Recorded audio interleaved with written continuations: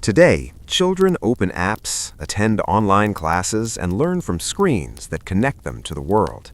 But in 1900 America, on the quiet banks of a river, one elderly woman taught children with nothing more than a few books, a wooden bench, and a belief that education could change a life forever. In the spring of 1900, along the gentle curve of the Ohio River near a small rural town in Kentucky, an elderly woman named Margaret Ellis sat beneath a large oak tree each morning. The river flowed slowly behind her, reflecting the soft golden light of sunrise. Birds called from the branches above, and the distant sound of horse-drawn wagons echoed along the dirt road nearby. Margaret was nearly 70 years old. Her hands were worn from years of hard work, her hair silver, always tied neatly behind her head. She had lived through decades of change in America, through the aftermath of the Civil War, through the rise of industry, through a time when education was still a luxury for many. But Margaret carried something rare. She could read. And more importantly, she believed every child should. In the small town where she lived, many families were poor. Most parents worked long hours in farms, mills, or nearby workshops. Children were often expected to help with labor instead of attending school. While public education was slowly expanding across America by 1900, rural areas still struggled with access, resources, and consistent teaching. Margaret had once been a school teacher in her younger years, but as time passed and official work became harder to maintain, she retired quietly. Still, she could not ignore what she saw around her. Children growing up without the ability to read or write, their futures limited before they even had a chance to begin. So she made a decision. If the children could not go to school, she would bring school to them. Each morning, she carried a small wooden box filled with worn books, loose papers, and a piece of chalk. She placed it beneath the oak tree by the river and waited. At first, only 2 children came. They sat shyly on a rough wooden bench she had built herself. Margaret began with simple letters, drawing them slowly on a small slate board. She spoke gently, patiently, never raising her voice. The children returned the next day, and the day after that. Soon, more began to join. Word spread quietly through the town. There's an old woman by the river teaching children for free. By the summer of 1901, nearly a dozen children gathered under that tree each morning. Margaret taught them everything she could, reading, writing, basic arithmetic, but more than that, she taught them something deeper. She taught them to believe in themselves.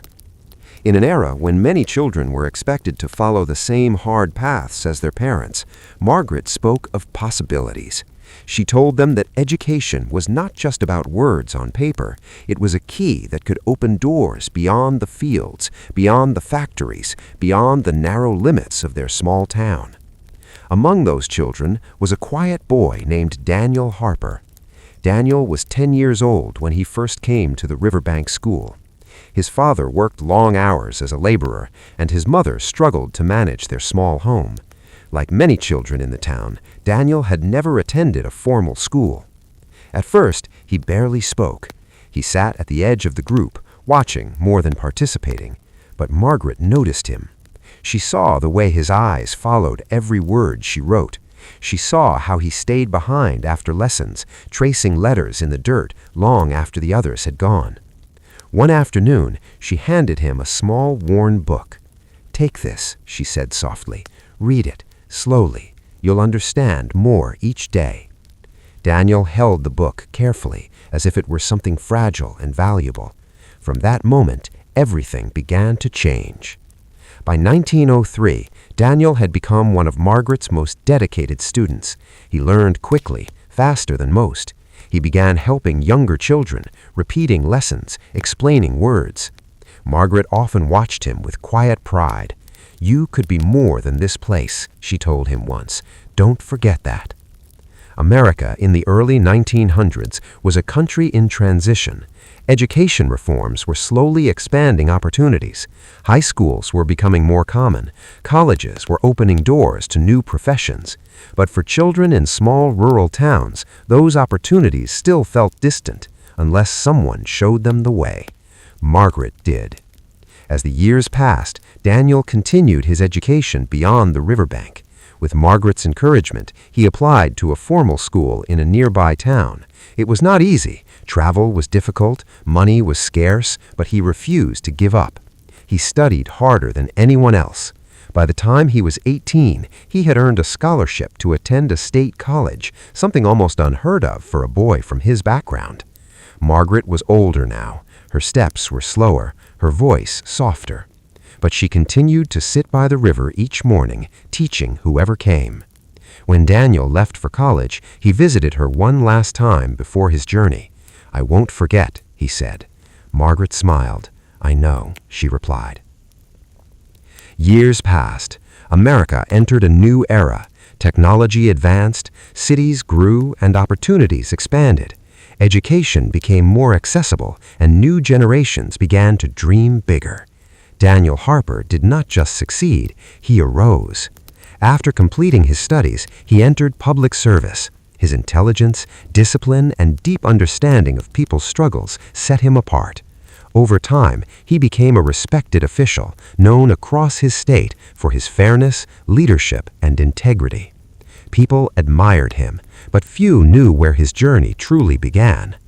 One autumn afternoon, many years later, a carriage stopped near the same riverbank where an old oak tree still stood. Daniel stepped down. The town had changed, but the river still flowed the same way. The bench was worn, the ground familiar. Margaret Ellis was no longer there, but her presence remained in everything she had built. Daniel walked slowly to the tree and placed a small book at its base. It was new, bound neatly, filled with blank pages, a symbol for the children who would come next. Today, education is more accessible than ever. Schools, technology, and resources have transformed how children learn. But more than a century ago, on a quiet riverbank in America, one elderly woman proved something timeless. You don't need a building to create a school. You don't need wealth to change a life. Sometimes all it takes is a single person who believes that every child deserves a chance.